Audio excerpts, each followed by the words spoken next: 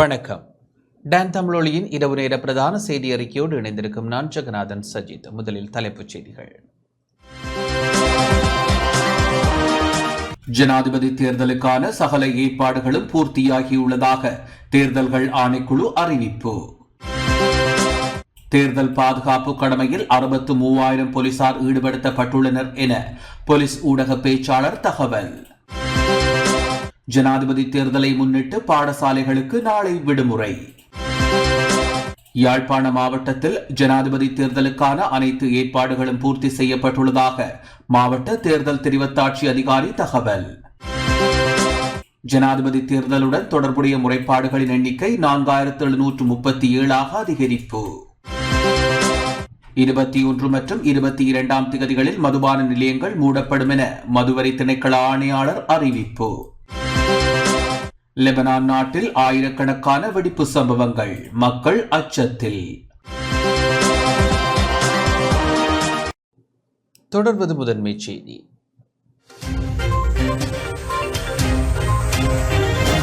அனுசரணை வழங்குவோர் இலங்கை தாய்மார் நம்பிக்கையுடன் தெரிவு செய்வது மலிபன் கிரி. ஜனாதிபதி தேர்தலுக்கான சகல ஏற்பாடுகளும் பூர்த்தியாகியுள்ளதாக தேர்தல்கள் ஆணைக்குழு தெரிவித்துள்ளது. ஜனாதிபதி தேர்தலுக்கான சகல ஏற்பாடுகளும் பூர்த்தியாகியுள்ளதாக தேர்தல் ஆணைக்குழுவின் தலைவர் RMAL ரத்நாயக்க தெரிவித்துள்ளார். அரசாங்க தகவல் திணைக்களத்தில் இன்று இடம்பெற்ற விசேட ஊடகவியலாளர் சந்திப்பில் அவர் இதனை தெரிவித்துள்ளார். කාර්යාලයකුත් සෑම ඡන්ද කොට්ටාසයකටම ඒ කියන්නේ ඡන්ද මධ්‍යස්ථානයකට අදාළ වන කොටසකටම එක காரியாலයක් බැගිනුත් පවත්වාගෙන යන්න. எதிர்வரும் சனிக்கிழமை காலை 7 மணி தொடக்கம் 4 மணி வரையான காலப்பகுதியில் ஜனாதிபதி தேர்தல் வாக்களிப்பு இடம்பெறவுள்ளது. 13,421 வாக்குச்சாவடிகள் அமைக்கப்பட்டு வாக்கெடுப்பு நடவடிக்கை இடம்பெறவுள்ளது. இந்நிலையில் நேற்று நள்ளிரவுடன் அமலாகும் வகையில் தேர்தல் பிரசார நடவடிக்கைகள் நிறுத்தப்பட்டுள்ளன. அந்த வகையில் நேற்று நள்ளிரவு 12 மணி தொடக்கம் தேர்தல் இடம்பெறும் 21ஆம் திகதி வரை அமைதியான காலப்பகுதியாக பிரகடனப்படுத்தப்பட்டுள்ளது. இந்த காலப்பகுதியில் தேர்தல் பிரசார நடவடிக்கைகளுக்கு தடை விதிக்கப்பட்டுள்ளது. அதேவேளை வாக்காளர்கள் விரும்பிய வேட்பாளருடைய பெயர் மற்றும் சின்னத்திற்கு அருகில் புள்ளடியிட்டு தமது வாக்குகளை அளிக்க முடியும். அதேபோன்று விருப்பு வாக்குகளை செலுத்துவதாயின் 1, 2, 3 என்ற இலக்கங்களை பயன்படுத்தியே வாக்களிக்க முடியும். புள்ளடியையும் இலக்கத்தையும் இட்டால் அவை நிராகரிக்கப்பட்ட வாக்காக கருதப்படும். அதேபோன்று தபால் மூல வாக்களிப்புகளை எண்ணும் பணிகளை 4:15 மணியளவில் ஆரம்பிக்க நடவடிக்கை எடுக்கப்பட்டுள்ளது. தேர்தல் முடிவுகள் கிடைக்கப்பெற்றதைத் தொடர்ந்து அவற்றை ஊடகங்களுக்கு அறிவிப்பதற்கான ஏற்பாடுகளும் பூர்த்தி செய்யப்பட்டுள்ளன. வாக்கெண்ணும் பணிகள் இடம்பெற்றமையை தொடர்ந்து இறுதி முடிவுகளுக்கு அமைய வேட்பாளர் ஒருவர் 150% வாக்குகளை பெற்றுள்ளாராயின் அத்துடன் வாக்கெண்ணும் பணிகள் நிறைவடையும். ஒரு வேட்பாளருக்கேனும் 50% வாக்குகள் கிடைக்கப்பெறாத பட்சத்தில் விருப்பு வாக்குகளை எண்ணும் நிலை ஏற்படும். அந்த விடயம் அதிக வாக்குகளை பெற்ற முதலாம் 2ஆம் வேட்பாளர்களை முன்னிலைப்படுத்திய மேற்கொள்ளப்படும். அதன் இறுதியில் விருப்பு வாக்குகளும் இணைத்துக் கொள்ளப்பட்டமையை தொடர்ந்து அதிக வாக்குகளை பெற்றுக் கொண்டவர் ஜனாதிபதியாக தெரிவு செய்யப்படுவார். නමුත් අද මධ්‍යම රාත්‍රියේ සිට විවෘතව තියන්න පුළුවන් වෙන්නේ මැතිවරණ කොට්ටාසේ නැත්නම් දිස්ත්‍රික්කයේ සඳහා එක් කාර්යාලයකුත් ඡන්ද ප්‍රදේශයක් නැත්නම් පැරණි ආසනයක් සඳහා වූ එක් කාර්යාලයකුත් පමණයි. අනෙකුත් සියලුම කලින් පිහිට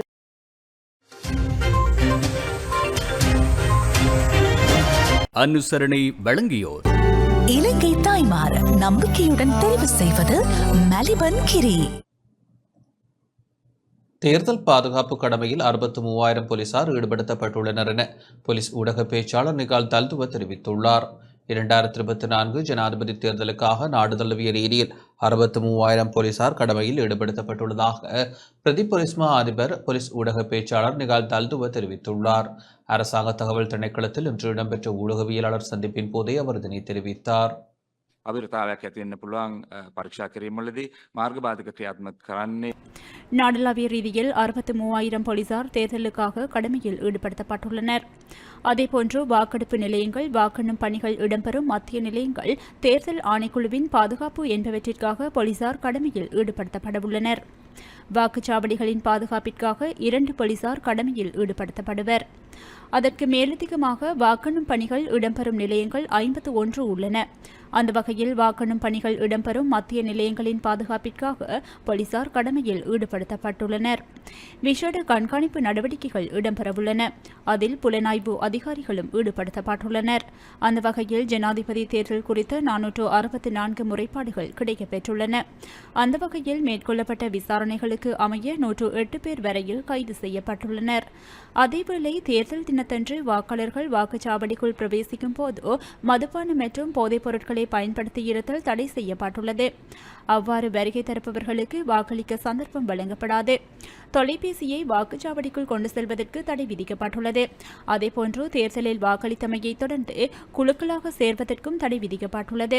அந்த வகையில் அனாவசிய குழப்பங்களை தவிர்த்துக் கொள்ளுமாறு தெரிவித்துக் கொள்ள விரும்புகின்றோம். ඡන්දය ප්‍රකාශ කරාට පස්සේ ඡන්දය ප්‍රකාශ කිරීම අවසන් වුණාට පස්සේ යම්කිසි ආකාරයකට මාර්ග බාධකයක් ඔබ පරීක්ෂා කරොත් කරුණාකරලා පොලිසියට සහාය දෙන්න ගැටුම් ඇති කරගන්න. ஜனாதிபதி தேர்தலை முன்னிட்டு பாடசாலைகளுக்கு நாளை விடுமுறை வழங்கப்பட்டுள்ளது. நாடளாவிய ரீதியில் உள்ள அனைத்து பாடசாலைகளுக்கும் நாளை விடுமுறை வழங்கப்பட்டுள்ளதாகவும் எதிர்வரும் திங்கட்கிழமை மீண்டும் பாடசாலைகள் திறக்கப்படும் எனவும் கல்வி அமைச்சு அறிவித்துள்ளது. நாளை மறுதினம் நடைபெறவுள்ள ஜனாதிபதி தேர்தலை முன்னிட்டு தேர்தல் ஆணைக்குழு விடுத்த கோரிக்கைக்கு அமைய இந்த தீர்மானம் எடுக்கப்பட்டுள்ளது.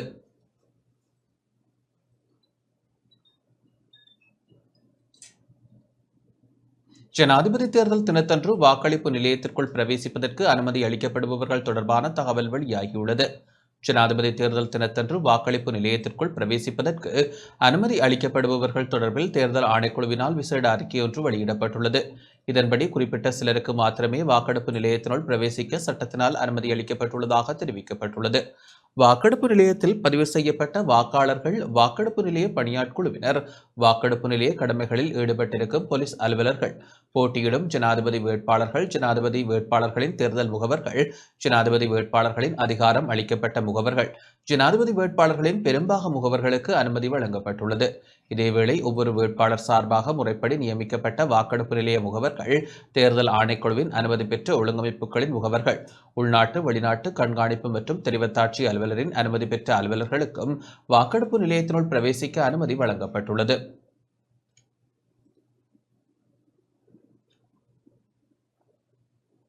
வாக்கெடுப்பு நிலையங்கள் மற்றும் வாக்கெண்ணும் நிலையங்களுக்குள் தவிர்க்கப்பட வேண்டிய நடவடிக்கைகள் தொடர்பில் தேர்தல் ஆணைக்குழுவினால் விசேட அறிவித்தல் வெளியிடப்பட்டுள்ளது.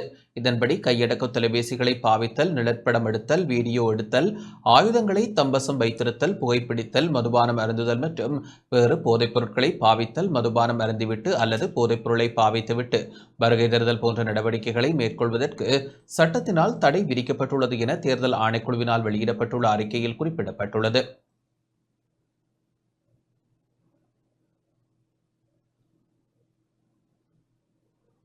யாழ்ப்பாண மாவட்டத்தில் ஜனாதிபதி தேர்தலுக்கான அனைத்து ஏற்பாடுகளும் பூர்த்தி செய்யப்பட்டுள்ளதாக மாவட்ட தேர்தல் தெரிவத்தாட்சி அதிகாரி மருதலிங்கம் பிரதீபன் தெரிவித்துள்ளார்.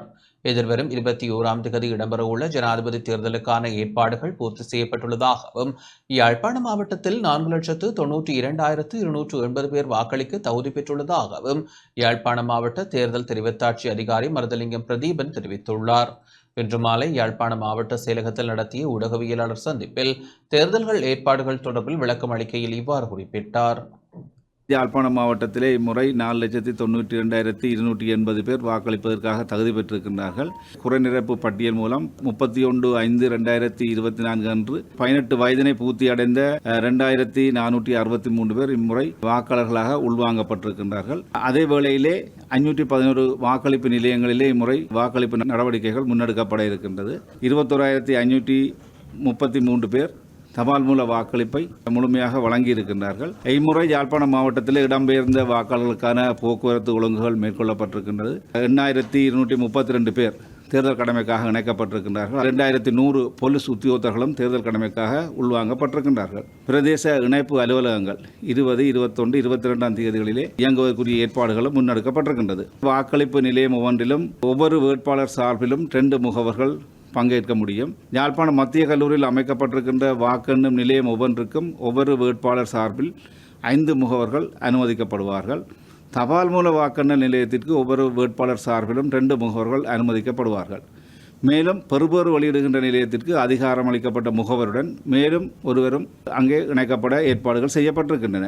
அதே வேளையிலே ஒவ்வொரு வேட்பாளர் சார்பிலும் ஒரு முகவர் 21ஆம் தேதி பிற்பகல் 3 மணிக்கு யாழ்ப்பாணம் மத்திய கல்லூரியிலே சமூகம் அளித்து வாக்குப்பட்டி கையளிக்கின்ற நடவடிக்கைகளை மேற்பார்வை செய்ய முடியும். இம்முறை தேர்தலுக்காக இலங்கை போக்குவரத்து சபையினுடைய 42 பேருந்துகளும் தனியார் போக்குவரத்து சங்கத்தினுடைய 132 பேருந்துகளும் தேர்தல் கடமைக்காக எம்மால் பெற்றுக்கொள்ளப்பட்டிருக்கின்றது. நெடுந்தீவு, நைனாதீவு, அனலதீவு மற்றும் 70 பிரதேசங்களுக்கு கடல் வழி போக்குவரத்து ஒழுங்குகள் மேற்கொள்ளப்பட்டிருக்கின்றன. வாக்குப்பட்டி மற்றும் வாக்குச்சீட்டு இதர ஆவணங்களை 20ஆம் தேதி காலை 7 மணிக்கு வழங்குவதற்குரிய ஏற்பாடுகள் யாழ்ப்பாணம் மத்திய கல்லூரியிலே மேற்கொள்ளப்பட்டிருக்கின்றது. யாழ்ப்பாணம் மாவட்டத்திலே இதுவரையிலே 45 தேர்தல் முறைப்பாடுகள் பதிவு செய்யப்பட்டிருக்கின்றன. முறைப்பாடுகளை பதிவு செய்யக்கூடிய தொலைபேசி இலக்கங்கள் எம்மால் உத்தியோகபூர்வமாக அறிவிக்கப்பட்டிருக்கின்றது.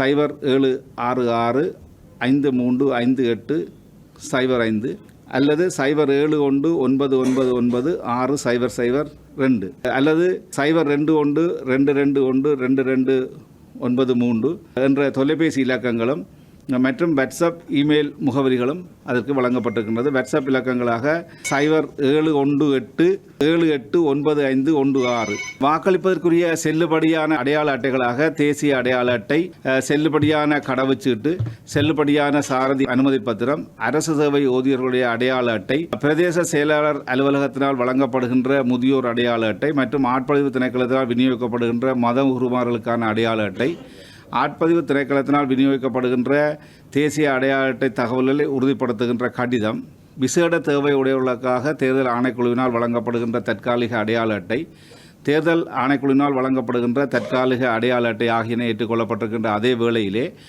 இம்முறை தேசிய அடையாள அட்டைக்கு விண்ணப்பித்து தேசிய அடையாள அட்டைகள் கிடைக்கப்பெறாதவர்கள் பிரதேச செயலகங்களிலே நேரடியாக தொடர்பு கொண்டு அந்த தகவல்களை பெற்று அவர்களுக்குரிய அந்த அடையாள கடிதம் வழங்குவதற்குரிய ஏற்பாடு செய்யப்பட்டிருக்கின்றது. ஆட்பதிவு திணைக்களத்தினுடைய உத்தியோகத்தர் ஒவ்வொரு பிரதேச செயலகங்களிலும் கடமைக்காக இணைக்கப்பட்டிருக்கின்றார்கள். விசேட தேவைக்குரியவர்கள் வாக்களிப்பதற்குரிய ஏற்பாடுகள் பெரும்பாலான நிலையங்களிலே ஏற்பாடு செய்யப்பட்டிருக்கின்றன. யாழ்ப்பாணம் மத்திய கல்லூரியிலே 41 வாக்கெண்ணல் நிலையங்களிலே வாக்கெண்ணல் நடவடிக்கைகள் முன்னெடுக்கப்பட இருக்கின்றது.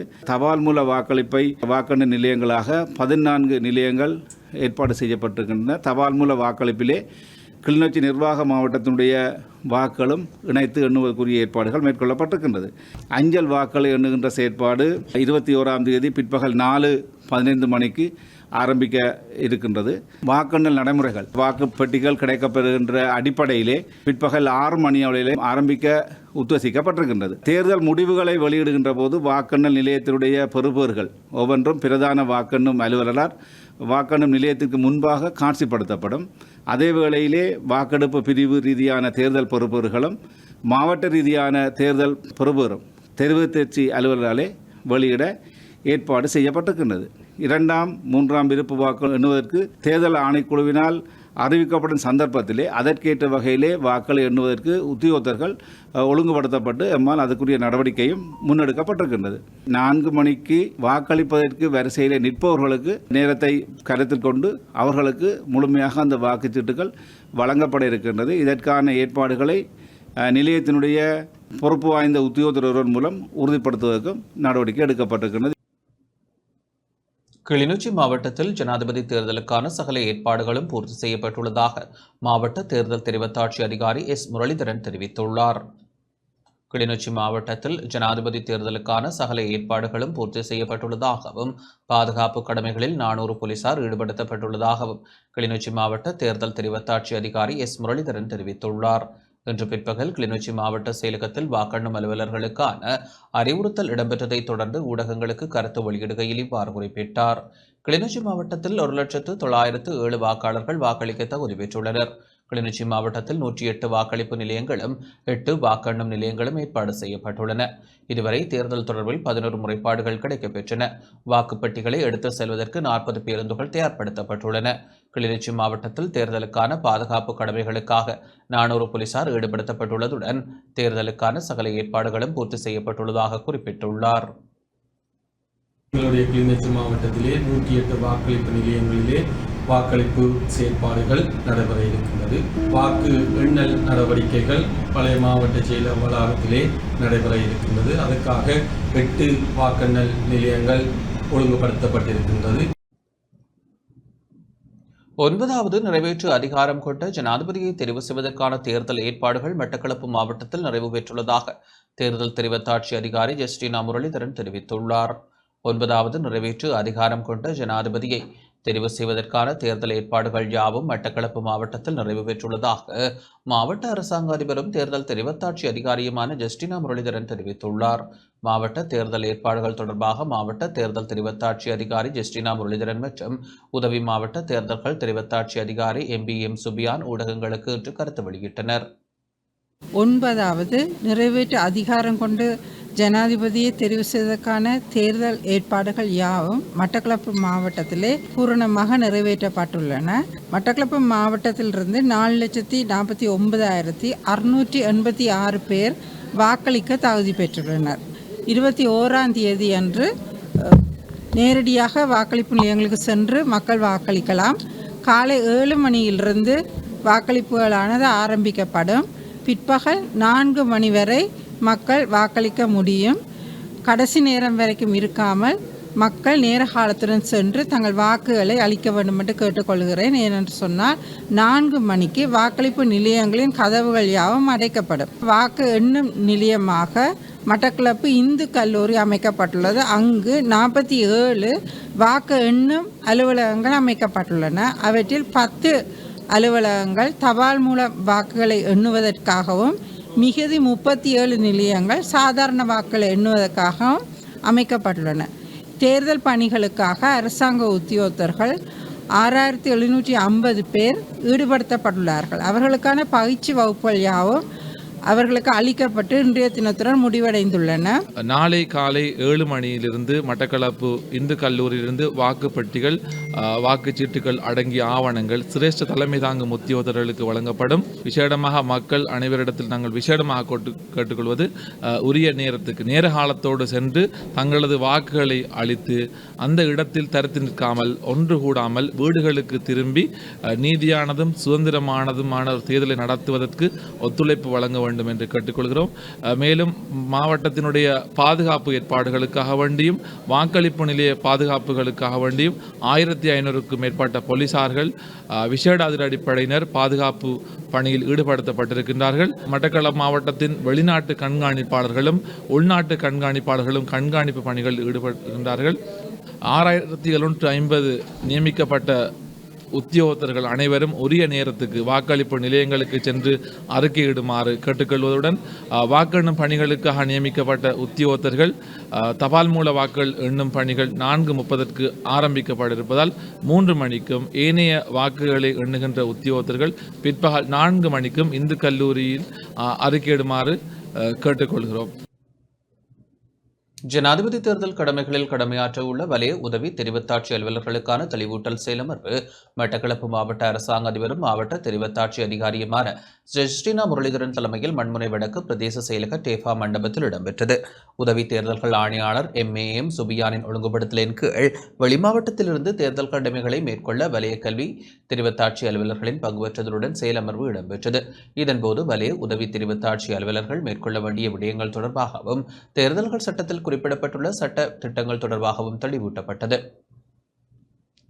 ஜனாதிபதி தேர்தலை முன்னிட்டு மட்டக்களப்பு மாவட்ட அரசாங்க அதிபரும் மாவட்ட தெரிவத்தாட்சி அதிகாரியுமான ஜஸ்டினா முரளிதரன் தலைமையில் முப்படைகளின் பாதுகாப்பு உயர் அதிகாரிகளுடனான கலந்துரையாடல் மாவட்ட தேர்தல் அலுவலகத்தில் இன்று இடம்பெற்றது. உதவி தேர்தல்கள் ஆணையாளர் MAM சுபியானின் ஏற்பாட்டில் இடம்பெற்ற கலந்துரையாடலில் முப்படைகளின் உயர் பாதுகாப்பு அதிகாரியில் தம்மால் மேற்கொள்ளப்பட உள்ள பாதுகாப்பு விடயங்கள் தொடர்பாக கருத்து தெரிவித்ததுடன் அனர்த்தங்கள் ஏற்பட்டால் மேற்கொள்ள வேண்டிய முன்னாயத்தங்கள் தொடர்பாக மாவட்ட அனர்த்த முகாமைத்துவ அதிகாரிகளுக்கு தெளிவுபடுத்தப்பட்டது. நிகழ்வில் உதவி தெரிவத்தாட்சி அலுவலர் நவரூபரஞ்சினி முகுந்தன், 243 படைப்பிரிவின் கட்டளை அதிகாரி பிரிகேடியர் சந்திமகுமார ஸ்ரீ, விமானப்படை உயர் அதிகாரிகள் என பலர் கலந்து கொண்டனர். நுவரெலியா மாவட்டத்தில் ஜனாதிபதி தேர்தலுக்கான அனைத்து ஏற்பாடுகளும் பூர்த்தி செய்யப்பட்டுள்ளதாக நுவரெலியா மாவட்ட தேர்தல் தெரிவத்தாட்சி அதிகாரி நந்தன கலபட தெரிவித்துள்ளார்.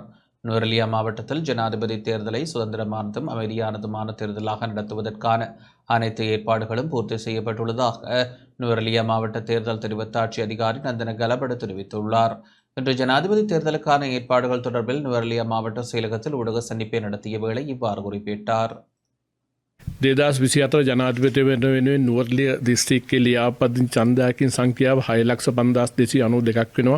ඔවුන් ඡන්ද මධ්‍යස්ථාන 534කදී ඡන්දය ප්‍රකාශ කිරීමට නියමිතයි. 2024 ஜனாதிபதி தேர்தலுக்காக மாவட்டத்தில் பதிவு செய்யப்பட்ட வாக்காளர்களின் எண்ணிக்கை 6,05,292 ஆகும். இவர்கள் 534 வாக்குச்சாவடிகளில் வாக்களிக்க உள்ளனர். நாளை காலை 7 மணி முதல் நுவரெலியா மாநகர சபை மண்டபத்திற்கு பிரதான வாக்களிப்பு நிலைய உத்தியோகத்தர்கள் வரவழைக்கப்பட்டு அவர்களுக்கு அடிப்படை பயிற்சிகள் வழங்கப்படும். அவர்களுக்கு தேவையான வாகனங்கள் வழங்கப்படும். வாக்கு எண்ணும் நிலையங்களாக நுவரெலியா காமினி தேசிய பாடசாலையும் நுவரெலியா மாவட்ட செயலகமும் இணைந்து செயற்பட உள்ளன. வாக்களிப்பு நிலையத்திற்கு கடமைகளை மேற்கொள்ள வரும் பாதுகாப்பு உத்தியோகத்தர்கள் மற்றும் உத்தியோகத்தர்களின் உதவியுடன் நாளை மறுதினம் வாக்களிக்க தேவையான அனைத்து வசதிகளையும் செய்து கொடுக்குமாறு பணிப்புரை விடுத்துள்ளோம். 21ஆம் தேதி ஜனாதிபதி தேர்தல் நடைபெறும் நாளன்று காலை 7 மணி முதல் வாக்குப்பதிவு நடத்துவதற்கு தேவையான ஏற்பாடுகளை தயார் செய்துள்ளோம். அன்றைய தினம் மாலை 4 மணிக்கு பின்னர் வாக்கு எண்ணும் மையங்களிலிருந்து வாக்குப்பெட்டிகள் பெறப்படும். நுவரெலியா மாவட்ட செயலகத்தில் அமைந்துள்ள 11 தபால் மூல வாக்கு எண்ணும் நிலையங்களில் தபால் வாக்குகள் எண்ணும் பணி 21ஆம் தேதி மாலை 4 மணிக்கு ஆரம்பமாக உள்ளது. அன்றைய தினம் மாலை 6:30 மணிக்கு பின்னர் காமினி தேசிய பாடசாலையில் அமைந்துள்ள பொது வாக்குகளை எண்ணும் நிலைய மண்டபங்களில் வாக்கெண்ணும் பணி ஆரம்பிக்கப்படும். அன்றைய தினம் நள்ளிரவு 12 மணிக்குள் அனைத்து தபால் மூல வாக்களிப்பு முடிவுகள் மற்றும் முதல் உத்தியோகபூர்வ வாக்குப்பதிவு முடிவுகளை வெளியிட எதிர்பார்க்கின்றோம். பாதுகாப்பு நோக்கங்களுக்காக போலீஸ் அதிகாரிகள் உட்பட 1784 பாதுகாப்பு பணியாளர்கள் சேவையில் ஈடுபடுத்தப்பட்டுள்ளனர். அந்த வகையில் இந்த ஆண்டு சுதந்திரமாகவும் அமைதியாகவும் தேர்தலை நடத்துவதற்கு தேவையான அனைத்து ஏற்பாடுகளையும் முன்கூட்டியே தயார் செய்துள்ளோம். நுவரெலியா மாவட்ட தேர்தல் முறைப்பாட்டு பிரிவுக்கு 36 தேர்தல் முறைப்பாடுகள் கிடைக்கப்பெற்றுள்ளன. பாரதூரமான முறைப்பாடுகள் எதுவும் பதிவாகவில்லை. 21 වෙනි දින උදෑසන 7ට ඡන්දය ප්‍රකාශ කිරීමට අවශ්‍ය කරන ආකාර සියලුම කටයුතු සූදානම් කරගන්නවා. ஜனாதிபதி தேர்தலில் வாக்களிப்பதற்கு பதுளை மாவட்டத்தில் 7,05,772 வாக்காளர்கள் தகுதி பெற்றுள்ளதாக பதுளை மாவட்ட உதவி தேர்தல் ஆணையாளர் காந்திவன் தெரிவித்துள்ளார். ஜனாதிபதி தேர்தலில் வாக்களிப்பதற்கு பதுளை மாவட்டத்தில் 7,05,772 வாக்காளர்கள் தகுதி பெற்றுள்ளதாகவும் தேர்தலுக்கான ஏற்பாடுகள் பூர்த்தி செய்யப்பட்டுள்ளதாகவும் பதுளை மாவட்ட உதவி தேர்தல் ஆணையாளர் காந்திவன் தெரிவித்துள்ளார். மஹியங்கனை, வியலுவ, பசறை, பதுளை, ஹாலியல, ஊவா, பரணகம, வெலிமடை, பண்டாரவளை மற்றும் அப்புத்தளை ஆகிய தேர்தல் தொகுதிகளில் மக்கள் வாக்களிக்க உள்ளனர். பதிவு செய்யப்பட்ட வாக்காளர்களில் 42,061 பேர் தபால் மூலம் வாக்களிப்பதற்கு தகுதி பெற்றிருந்தனர். பதுளை மாவட்டத்தில் உள்ள 567 கிராம சேவையாளர் பிரிவுகளில் 523 தேர்தல் பிரிவுகள் காணப்படுகின்றன. இம்முறை ஜனாதிபதி தேர்தலில் வாக்காளர்கள் வாக்களிப்பதற்காக 530 வாக்கெடுப்பு நிலையங்கள் அமைக்கப்பட்டுள்ளன. வாக்கெடுப்பு நிலையங்களுக்கு வாக்குப்பட்டிகள் உட்பட ஏனைய ஆவணங்களை விநியோகிக்கும் மத்திய நிலையமாக பதுளை மத்திய மகாவித்தியாலயம் செயற்பட உள்ளது. நாளை காலை முதல் வாக்களிப்பு நிலையங்களுக்கு வாக்குப்பட்டிகளை கொண்டு செல்லும் பணிகள் ஆரம்பமாக உள்ளன. வாக்கெண்ணும் நிலையங்களாக பதுளை மத்திய மகாவித்தியாலயம், பதுளை விசாகா வித்தியாலயம் என்பன செயற்பட உள்ளன.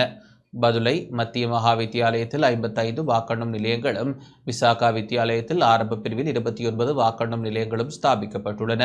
தேர்தல் கடமைகளுக்காக இம்முறை பதுளை மாவட்டத்தில் சுமார் 10,000 அரசு ஊழியர்கள் ஈடுபடுத்தப்பட உள்ளனர். உத்தியோகபூர்வ தேர்தல் முடிவுகள் பதுளை மாவட்ட செயலாளர் காரியாலயத்திலிருந்து அறிவிக்கப்பட உள்ளன என பதுளை மாவட்ட உதவி தேர்தல் ஆணையாளர் காந்திபன் குறிப்பிட்டுள்ளார்.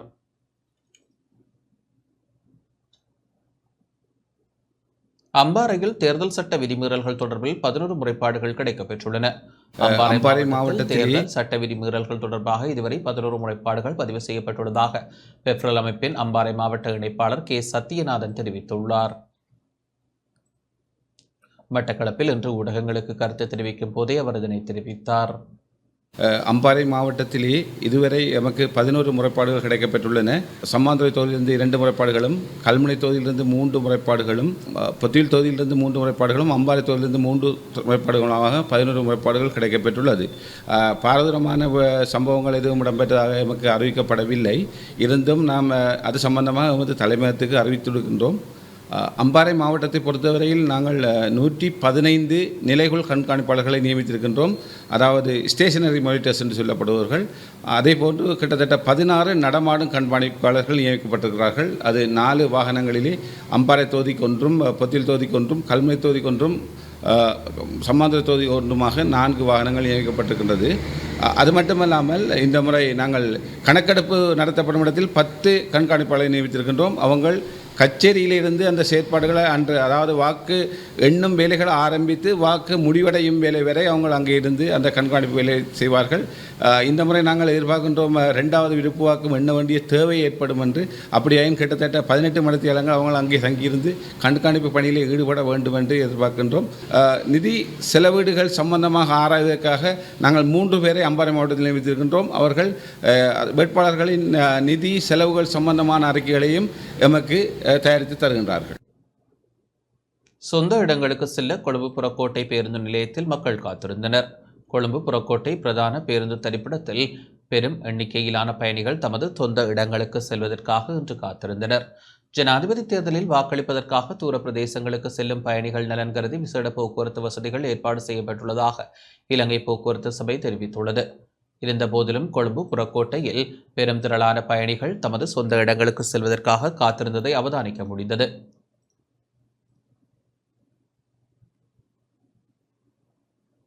இலங்கை மனித உரிமைகள் ஆணைக்குழுவின் தேர்தல் தின கண்காணிப்பு தொடர்பில் அறிக்கை ஒன்று வெளியிடப்பட்டுள்ளது. தேர்தல் கண்காணிப்பு தொடர்பில் இலங்கை மனித உரிமைகள் ஆணைக்குழுவின் யாழ் பிராந்திய இணைப்பாளரால் அறிக்கை ஒன்று வெளியிடப்பட்டுள்ளது. ஜனாதிபதி தேர்தல் 2024 கண்காணிப்பு நடவடிக்கையை எதிர்வரும் 21 மற்றும் 22ஆம் தேதிகளில் மேற்கொள்ள தாம் ஏற்பாடுகளை மேற்கொண்டுள்ளதாக அந்த அறிக்கையில் தெரிவிக்கப்பட்டுள்ளது. தேர்தல் தினத்தன்று வாக்காளர்களின் அடிப்படை உரிமைகள் மீறப்படுகின்றனவா என்பதை கண்காணிப்பதற்கும் தேவை ஏற்படின் குறித்த இடத்திற்கு கள விஜயம் மேற்கொள்வதற்கும் ஆணைக்குழுவின் அலுவலர்கள் கடமையில் இருப்பார்கள் எனவும் அந்த அறிக்கையில் குறிப்பிடப்பட்டுள்ளது. இலங்கை மனித உரிமைகள் ஆணைக்குழுவின் யாழ்ப்பாண பிராந்திய அலுவலகம் எதிர்வரும் 21ஆம் தேதி தேர்தல் கண்காணிப்பு கடமைகளுக்காக திறந்திருக்கும் என்பதுடன் வாக்காளர்கள் தமது வாக்குரிமையை பயன்படுத்துவதில் ஏதேனும் உரிமை மீறலை எதிர்கொண்டால் 0212222021 0703654540 ஆகிய தொலைபேசி இலக்கங்களுடன் தம்முடன் தொடர்பு கொள்ளலாம் எனவும் இலங்கை மனித உரிமைகள் ஆணைக்குழுவின் யாழ் பிராந்திய இணைப்பாளரால் வெளியிடப்பட்டுள்ள அறிக்கையில் குறிப்பிடப்பட்டுள்ளது.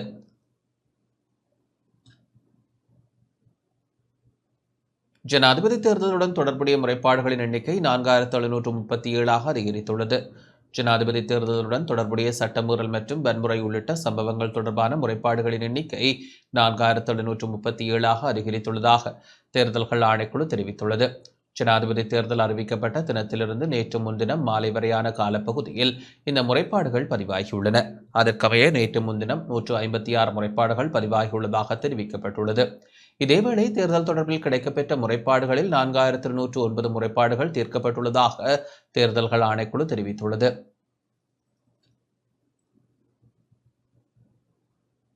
இருபத்தி 21 மற்றும் 22ஆம் தேதிகளில் மதுபான நிலையங்கள் மூடப்படும் என மதுவரி திணைக்களத்தின் ஆணையாளர் தெரிவித்துள்ளார். எதிர்வரும் 21 மற்றும் 22ஆம் தேதிகளில் மதுபான நிலையங்களை மூட நடவடிக்கை எடுக்கப்பட்டுள்ளதாக மதுவரி திணைக்களத்தின் ஆணையாளர் நாயகம் MJ குணசரி தெரிவித்துள்ளார். கொழும்பில் இன்று ஊடகங்களுக்கு கருத்து தெரிவிக்கும் போதே அவர் இதனை தெரிவித்தார். නල් විවෘත කිරීමට කිසිදු අවකාශයක් නැහැ. ඒ සම්බන්ධයෙන් අපි නිලධාරීන් යොදවලා තියෙනවා. ඒ සම්බන්ධයෙන් සොයා බලලා ඒ අදාළ ඒ වගේ ஜனாதிபதி தேர்தல் இடம்பெறவுள்ள நிலையில் தேர்தல் ஆணையாளரின் வேண்டுகோளுக்கு இணங்க 21 மற்றும் 22ஆம் தேதிகளில் மதுபான நிலையங்களை மூட நடவடிக்கை எடுக்கப்பட்டுள்ளது. குறித்த விடயம் தொடர்பில் கண்காணிப்பதற்காக அதிகாரிகள் சேவையில் ஈடுபடுத்தப்படவுள்ளனர். அதேபோன்று சட்டவிரோத போதைப் பொருட்கள் சந்தைக்கு கொண்டுவரப்பட்டுள்ளதான தகவல்கள் வெளியாகியுள்ளன. ஆகவே சட்டவிரோத நடவடிக்கைகளில் ஈடுபட வேண்டாம் என தெரிவித்துக் கொள்ள விரும்புகின்றோம். சட்டத்தை மீறினால் போலீசாரினால் கடுமையான நடவடிக்கை எடுக்கப்படும் எனவும் தெரிவித்துக் கொள்ள விரும்புகின்றோம். முறைப்பாடுகளை அளிக்க வேண்டுமாயின் 1913 என்ற தொலைபேசி இலக்கத்தினூடாக தொடர்பு கொண்டு தகவல் வழங்க முடியும். කටයුත්තක් සිදුනොත් අපි ඒ පිළිබඳව සොයලා බලලා නීතිමය කටයුතු කරන්න බලාපොරොත්තු වෙනවා. ඊළඟට කියන්න තියෙන කාරණේ තමයි මේ කාල සීමාව තුළ අපි දන්නවා නීති முன்னாள் சுகாதார அமைச்சர் ஹெகலிய ரம்புக்வெலவின் மகன் ரமித் ரம்புக்வெலுக்கு சொந்தமான 2 அதிசொகுசு வீடுகளை நீதிமன்றம் முடக்கியுள்ளது. முன்னாள் சுகாதார அமைச்சர் ஹெகலிய ரம்புக்வெலவின் மகனும் இலங்கை கிரிக்கெட் அணியின் முன்னாள் வீரருமான ரமித் ரம்புக்வெலவுக்கு சொந்தமான 2 அதிசொகுசு வீடுகளை கொழும்பு மேல் நீதிமன்றம் முடக்கியுள்ளது. லஞ்சம் மற்றும் ஊழல் தடுப்பு ஆணைக்குழுவினால் நீதிமன்றில் முன்வைக்கப்பட்ட கோரிக்கைக்கு அமைவாக கொழும்பு மேல் நீதிமன்ற நீதிபதி மஞ்சுள திலகரத்னவால் இன்று இந்த உத்தரவு பிறப்பிக்கப்பட்டது. ஹெஹெலிய ரம்புக்வெலவின் மகனான ரமித் ரம்புக்வெல கொழும்பு கொள்ளுப்பட்டி பிரதேசத்தில் 80 மில்லியன் மற்றும் 65 மில்லியன் ரூபாவுக்கு 2 அதிசொகுசு வீடுகளை கொள்வனவு செய்தார் என லஞ்சம் மற்றும் ஊழல் தடுப்பு ஆணைக்குழு நீதிமன்றில் தெரிவித்தது.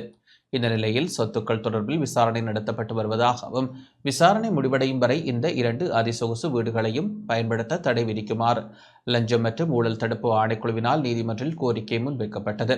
அந்த கோரிக்கைக்கு இணங்க எதிர்வரும் டிசம்பர் மாதம் 19ஆம் தேதி வரை 2 அதிசொகுசு வீடுகளையும் பயன்படுத்துவதற்கு தடை விதித்து நீதிமன்றம் உத்தரவிட்டுள்ளது.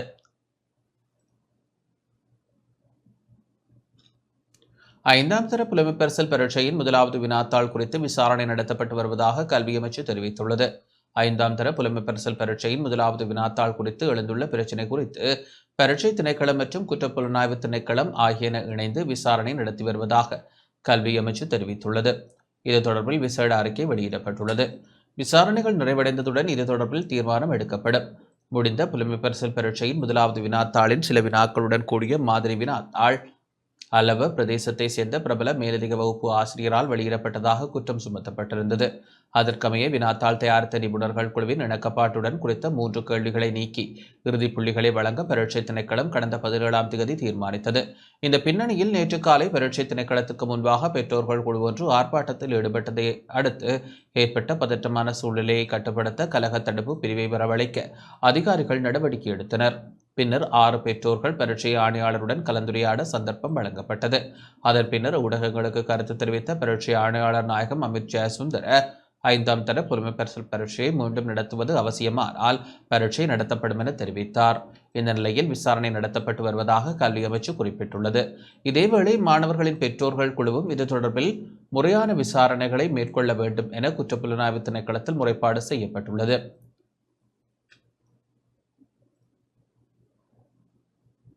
நெடுந்தாரகை பயணிகள் படகு வீதி அபிவிருத்தி அதிகார சபையிடம் கையளிக்கப்பட்டுள்ளது.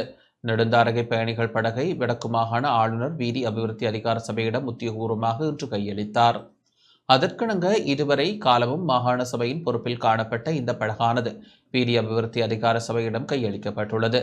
சுமார் 1 வருட காலமாக சேவையில் ஈடுபடாதிருந்த நெடுந்தாரகை பயணிகள் படகு 52 மில்லியன் ரூபாய் செலவில் திருத்தப்பட்டு இன்று பயணத்தை ஆரம்பித்திருந்தது.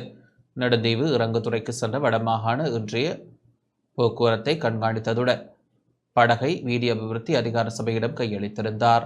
இன்று முதல் பயணிகள் சேவையை ஆரம்பித்துள்ள நெடுந்தாரகை படகு தினமும் நெடுந்தீவில் இருந்து ஒரு தடவை குறிகட்டுவான் இறங்குதுறைக்கு பயணிக்க உள்ளது.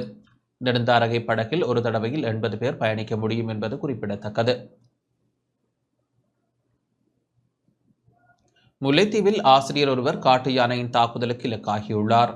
காட்டு யானையின் தாக்குதலுக்கு இலக்காகிய ஆசிரியர் ஒருவர் இன்று முல்லைத்தீவு மாவட்ட வைத்தியசாலையில் அனுமதிக்கப்பட்டுள்ளார். முல்லைத்தீவு முள்ளியவளை பகுதியிலிருந்து கேப்பாப்புலவு வீதியால் பாடசாலைக்கு சென்று கொண்டிருந்த போது புதுக்குடியிருப்பு கள்ளியடி பாலத்தடியில் 2 யானைகள் வீதியை வழிமறித்து ஆசிரியரின் மோட்டார் சைக்கிளை தூக்கி எறிந்ததோடு குறித்த ஆசிரியரை தாக்கிச் சென்றுள்ளது. அதனையடுத்து தாக்குதலில் காயமடைந்த ஆசிரியர் முல்லைத்தீவு மாவட்ட வைத்தியசாலையில் அனுமதிக்கப்பட்டுள்ளார். தாக்குதலுக்கு இலக்கான கணுக்கணி முள்ளியவளையை சேர்ந்த 28 வயதான நடன சபாபதி சிவசோதி என்ற ஆசிரியர் உடையார்கட்டு குரவில் மகாவித்தியாலயத்தில் கற்பித்து வருகின்றமை குறிப்பிடத்தக்கது. கிளிநொச்சியில் கால்நடைகள் தொடர்ச்சியாக உயிரிழந்து வரும் நிலையில் உயிரிழந்த கால்நடைகளின் மாதிரிகள் இன்று சேகரிக்கப்பட்டன.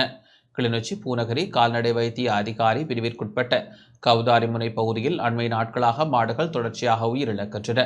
இதுவரை 13 கால்நடைகள் அவ்வாறு திடீரென உயிரிழந்துள்ளதாக அப்போது கால்நடை வளர்ப்பாளர்கள் தெரிவித்துள்ளனர். இன்றும் மாடு ஒன்று உயிரிழந்துள்ளதாக அவர்கள் குறிப்பிட்டுள்ளனர்.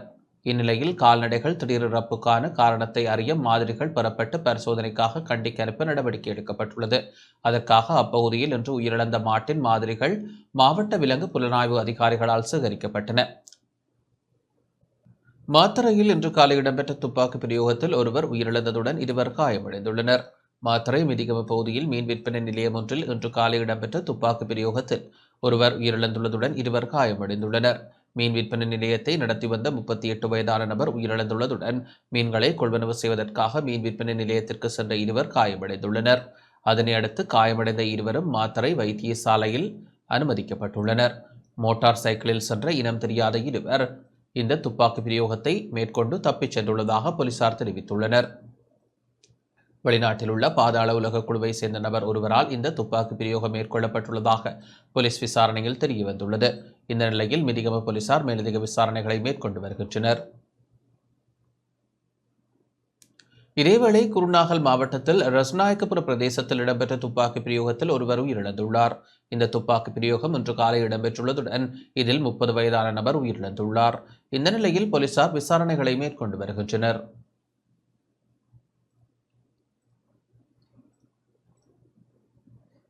அத்துடன் கொழும்பு ஹொகுவல போலீஸ் பிரிவிற்குட்பட்ட சரணங்கர வீதியில் உள்ள கடை ஒன்றுக்கு மேற்கொள்ளப்பட்ட துப்பாக்கி பிரயோகத்தில் நபர் ஒருவர் உயிரிழந்துள்ளார். தெஹிவளை நெதிமால பகுதியைச் சேர்ந்த 43 வயதான நபர் துப்பாக்கி பிரயோகத்தில் காயமடைந்த நிலையில் கலபோவில வைத்தியசாலையில் அனுமதிக்கப்பட்ட பின்னர் உயிரிழந்துள்ளார்.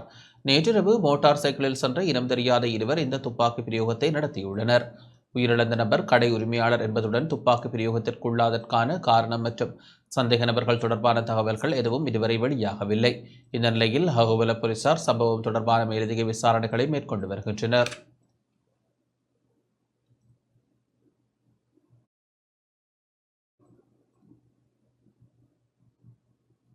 கிளிநொச்சியில் இன்று அதிகாலை இடம்பெற்ற விபத்தில் இளைஞர் ஒருவர் உயிரிழந்துள்ளார். கிளிநொச்சியிலிருந்து வட்டக்கச்சி செல்லும் வீதியில் பன்னங்கண்டி பாலத்திற்கு அருகாமையில் இன்று அதிகாலை இடம்பெற்ற விபத்தில் 22 வயதான இளைஞர் ஒருவர் உயிரிழந்துள்ளார். டிப்பர் வாகனம் மோதியதில் குறித்த இளைஞர் உயிரிழந்துள்ளார் என போலீசார் தெரிவித்துள்ளனர். விபத்தை ஏற்படுத்திய வாகன சாரதியை போலீசார் கைது செய்துள்ளனர். விபத்து தொடர்பாக கிளிநொச்சி போலீசார் விசாரணைகளை மேற்கொண்டு வருகின்றனர். விபத்தில் பன்னங்கண்டி பகுதியைச் சேர்ந்த 22 வயதான அந்தோனி ஆல்பர்ட் அனுஷன் என்பவர் உயிரிழந்துள்ளார். அக்குரச தெனியாய வீதியில் ஹொலுங்தாவ பிரதேசத்தில் இடம்பெற்ற விபத்தில் ஒருவர் படுகாயமடைந்துள்ளார். நேற்று பாடசாலை மாணவர்களை ஏற்றிச் சென்ற பேருந்து ஒன்று வீதியில் பயணித்த மற்றொரு பேருந்தை முந்திச் செல்ல முற்பட்ட போது எதிர்த்து செயல் பயணித்த மோட்டார் சைக்கிள் மற்றும் காருடன் மோதி விபத்திற்குள்ளானது. பாடசாலை மாணவர்களை ஏற்றிச் சென்ற பேருந்து சாரதியின் கவனக்குறைவே இந்த விபத்திற்கான காரணம் என போலீசார் குறிப்பிட்டுள்ளனர். விபத்தினால் மோட்டார் சைக்கிளை செலுத்திச் சென்ற நபர் படுகாயமடைந்த நிலையில் வைத்தியசாலையில் அனுமதிக்கப்பட்டுள்ளார். புலனர்வையில் உணவு விஷமானதில் 500 தொழிலாளர்கள் வைத்தியசாலையில் அனுமதிக்கப்பட்டுள்ளனர். புலனர்வை பக்காமுன பகுதியில் உள்ள தொழிற்சாலை ஊழியர்கள் 500 பேர் உணவு விஷமானதை தொடர்ந்து இன்று காலை வைத்தியசாலையில் அனுமதிக்கப்பட்டனர். தொழிற்சாலையில் வழங்கப்பட்ட உணவை உட்கொண்ட பின்னர் குறித்த தொழிலாளர்கள் சுகவீனமுற்றதாக போலீசார் தெரிவித்துள்ளனர். இதனிடையே வைத்தியசாலையில் அனுமதிக்கப்பட்டவர்களின் உடல்நிலை கவலைக்கிடமாக இல்லை என வைத்தியத்துறை தரப்பு தெரிவித்துள்ளது. நாடளாவிய ரீதியில் போலீசார் முன்னெடுத்த சுற்றிவளைப்பில் போதைப் பொருளுடன் 3 கைது செய்யப்பட்டுள்ளனர். நாடளாவிய ரீதியில் போலீசாரால் மேற்கொள்ளப்பட்ட சுற்றிவளைப்பு நடவடிக்கையில் ஐஸ் போதைப் பொருளுடன் நேற்று 3 சந்தேக நபர்கள் கைது செய்யப்பட்டுள்ளனர். ராகம போலீஸ் பிரிவிற்குட்பட்ட உகஸ் ஹேன பகுதியில் ராகம பகுதியைச் சேர்ந்த 32 வயதான நபர் 15 கிராம் 460 மில்லிகிராம் ஐஸ் போதைப் பொருளுடன் கைது செய்யப்பட்டுள்ளார். தெமட்டகுட போலீஸ் பிரிவிற்குட்பட்ட பகுதியில் தெமட்டகுட பகுதியைச் சேர்ந்த 36 வயதான நபர் 15 கிராம் 330 மில்லிகிராம் ஐஸ் போதைப் பொருளுடன் கைது செய்யப்பட்டுள்ளார்.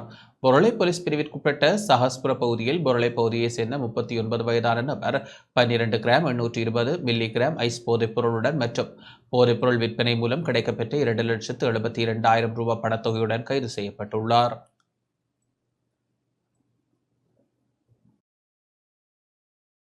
இத்துடன் இந்த செய்தி அறிக்கை நிறைவடைகின்றது. வணக்கம்.